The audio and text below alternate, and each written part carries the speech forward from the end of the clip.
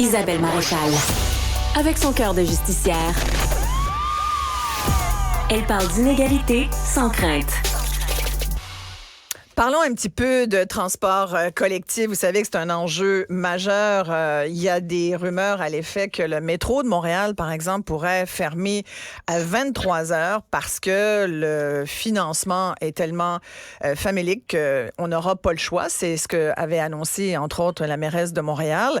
Comme beaucoup de maires au Québec qui sont maires et mairesses de grandes villes et où il y a du transport collectif, elles revendiquent une plus grande contribution du gouvernement du Québec au transport collectif. Le problème, c'est que le gouvernement du Québec dit on n'a pas plus d'argent qu'il faut, puis essayer de couper autrement que dans le service. Fait qu'il y a toute la question du financement du transport collectif qui est centrale. Puis en même temps, les citoyens regardent ça puis se disent, en même temps, est-ce que j'aurais pas plus avantage à prendre ma voiture si le transport en commun n'est pas aussi fiable que je le souhaiterais? Fait que c'est tous des enjeux, je pense, qui sont importants de discuter. On va le faire tout de suite avec Jean-Philippe Meloche, qui est professeur à l'École d'urbanisme et d'architecture de paysage à l'Université de Montréal. Bonjour, Monsieur Meloche. Bonjour. Quand vous voyez cette menace là, du métro de Montréal qui fermerait à 23 heures, qu'est-ce que ça vous dit? Je pense qu'on est dans une joute de communication entre les sociétés de transport, les municipalités et le gouvernement du Québec, à savoir qui va être capable de prendre en charge ou qui devrait prendre en charge le fait qu'on a des baisses de revenus au niveau du transport en commun, puis on a des coûts qui continuent d'augmenter. Donc là, l'équilibre qu'on avait là, sur la répartition des charges est un petit peu rompu, puis on se demande qui va être capable d'absorber. Est-ce que c'est les consommateurs ou les usagers du transport en commun par des baisses de services, par des hausses de tarifs, les municipalités, le gouvernement du Québec? Donc là, tout le monde envoie un peu ses lignes de communication pour dire voici si c'est moi qui l'absorbe, ce qui va advenir là, du transport en commun. Et vous qui êtes un expert de la question, quand vous regardez justement les lignes de communication des partis, on a envie de savoir qui a raison, qui a tort. Est-ce que le gouvernement du Québec a raison de dire, écoutez, on finance déjà assez, c'est à vous de faire en sorte que vous administrez votre transport collectif comme il se doit, essayez de faire des économies quelque part, sauf en coupant dans les services, bien sûr. La ministre du Transport, Geneviève Guilbeault, l'avait dit. Je pense qu'il y a d'autres façons de faire pour économiser que de fermer le métro à 23 heures. Qui a raison, qui a tort, d'après vous, Jean-Philippe Meloche? Il y a un choix de société à faire. Hein. C'est pas à moi de dire qui a raison, qui a tort. C'est sûr qu'on peut couper les services parce qu'il y a une baisse d'achalandage. Ça fait partie des options qui sont sur la table. C'est sûr qu'on peut augmenter la tarification pour dire aux usagers, écoutez, vous êtes moins nombreux dans les transports à vous partager la facture, donc la facture est plus élevée. Le transport en commun est un service local. Est-ce que les municipalités devraient contribuer une part plus grande dans le transport en commun? C'est sûr que c'est d'abord et avant tout un service local, donc on peut se tourner un peu vers les municipalités pour leur dire, vous avez un effort à faire. Mais en même temps, au Québec, dans les politiques de mobilité, on veut favoriser le transport en commun. Puis ça fait partie des politiques du gouvernement du Québec. Donc, c'est la raison aussi pourquoi on se tourne vers le gouvernement du Québec. On dit, écoutez, ça fait partie de nos objectifs nationaux. Les réductions de gaz à effet de serre par ceux qui prennent le transport en commun bénéficient à l'ensemble de la population de la planète.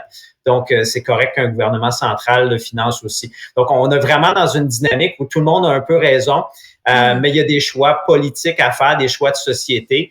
Je pourrais pas vous dire, moi, qui a raison, qui a tort, mais c'est certain que le transport en commun est d'abord et avant tout un service local. Donc, c'est certain que les municipalités ont un rôle de leadership là-dedans.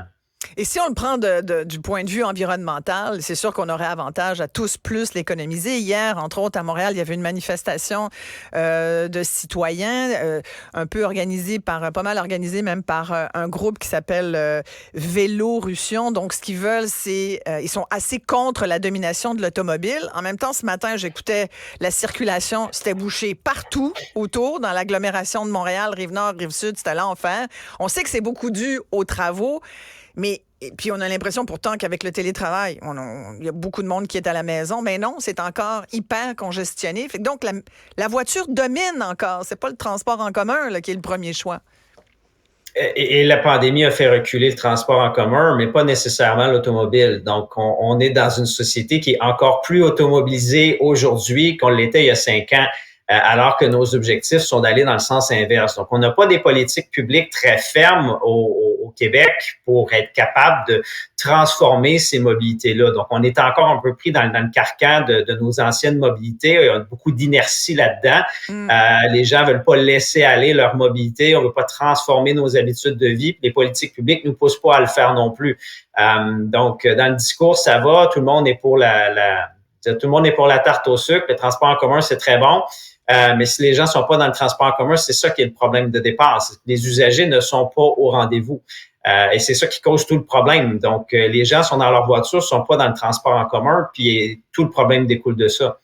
Fait que comme on fait un peu comme on nous dit dans l'autobus, avancer par en arrière, là, c'est un peu dommage. Quand vous parlez de politique publique ailleurs, je lisais encore ça en fin de semaine, il y a des villes qui ont décidé de donner la gratuité dans leur transport en commun. Ça coûte rien de prendre le métro, ça coûte rien de prendre l'autobus dans plusieurs villes européennes. On est loin de ça, nous, à Montréal, parce qu'on a des problèmes de financement. Mais ça serait l'idéal de pouvoir dire, à Montréal, par exemple, ou à Québec, ou dans les villes où il y a du transport en commun, dans la couronne nord et sud, Laval, Longueuil, si vous vous déplacez en transport en commun, ça vous coûte rien. Il n'y aurait pas là un véritable incitatif. En tout cas, ça serait une bonne façon de tester l'intérêt des gens à l'utiliser.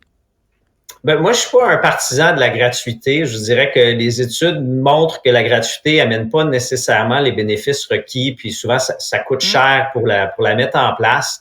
Les meilleurs réseaux de transport en commun dans le monde sont pas des réseaux gratuits, même sont pas des réseaux nécessairement bon marché, parce que quand il y a beaucoup de gens qui prennent le transport en commun, on se divise la facture sur un grand nombre, ça coûte pas si cher, c'est très efficace.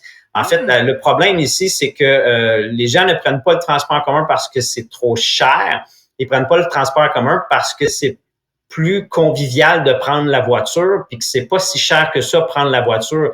C'est plus le prix de la voiture qui est problématique dans notre société que le prix du transport en commun, parce que les billets de transport en commun sont pas très chers. Donc, c'est pas vraiment là qui est l'enjeu. Donc, vous êtes de ceux qui pensent, Jean-Philippe Meloche, qu'on devrait taxer plus les automobilistes?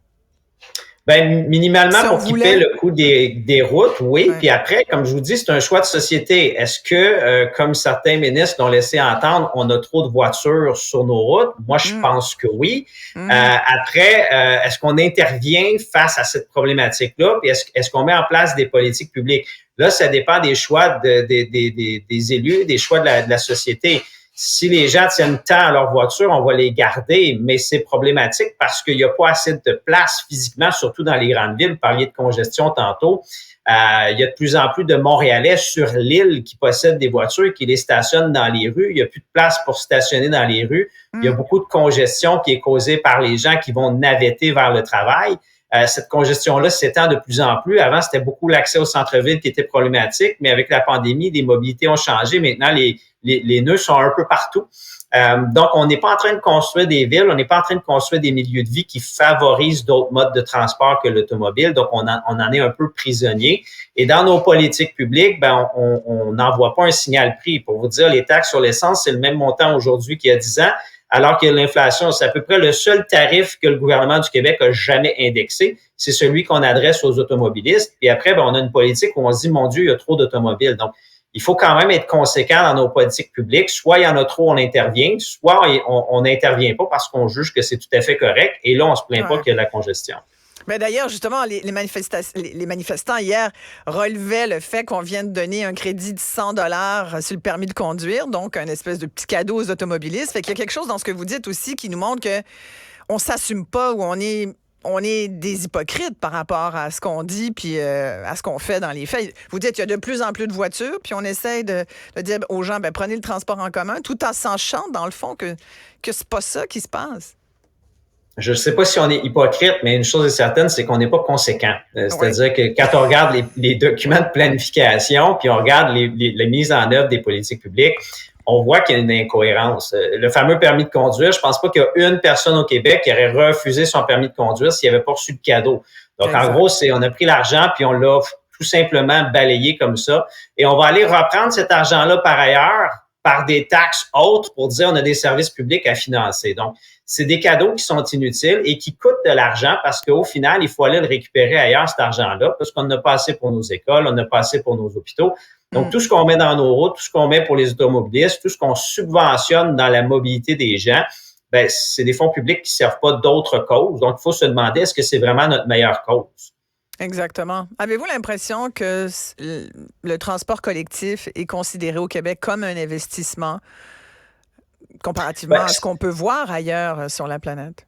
C'en est un, mais comme je vous dis, il n'y a pas d'incitatif à aller le prendre. Donc, il y a beaucoup de gens qui sont très contents d'avoir un réseau de transport en commun au cas où ils auraient envie de prendre l'autobus. Mais si on a un autobus qui roule à vide tous les jours, puis la journée que la voiture est au garage, on est très content de pouvoir prendre l'autobus.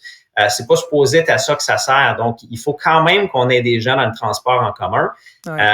On avait un réseau qui était en déploiement, en croissance jusqu'en 2019. La pandémie a changé les façons de travailler, les façons de vivre, les façons de se déplacer. Et c'est surtout les travailleurs du centre-ville qui ont changé leur mobilité, donc ceux qui étaient les plus susceptibles de prendre le transport en commun. Et c'est pour ça que notre transport en commun a reculé d'autant, alors qu'on a l'impression que l'automobile n'a pas changé de place. C'est que les mobilités par automobile, eux, n'ont pas été affectés de la même façon. Seulement les automobilistes qui allaient au centre-ville, mais n'étaient pas si nombreux que ça sur les routes, ces automobilistes-là. Eux sont plus là ou sont moins là, mais tous les autres sont encore là et c'est ça qui est problématique. Le nombre d'automobiles continue à croître autant sur les routes que dans les stationnements.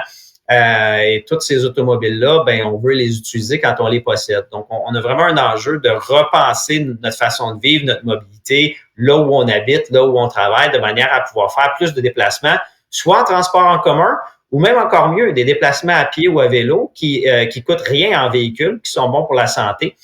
Donc, faire la promotion d'un ensemble de mobilité qui n'est pas nécessairement l'automobile. Voilà. Jean-Philippe Meloche, vous êtes vraiment très, très, très intéressant. Merci beaucoup d'avoir pris le temps de nous expliquer tout ça. Jean-Philippe Meloche est professeur titulaire en économie urbaine, finances publiques locales à l'Université de Montréal. Au plaisir.